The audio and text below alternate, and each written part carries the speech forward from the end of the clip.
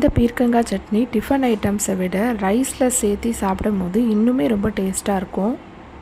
எங்கள் அம்மா அக்கா வீட்டுக்கு போயிருக்காங்க, வரதுக்கு 1 வீக் ஆகும். அது வரைக்கும் அப்பாவுக்கு டிஃபன் லஞ்ச் எல்லாமே நான் தான் ப்ரிப்பேர் பண்ணி கொடுக்கணும்.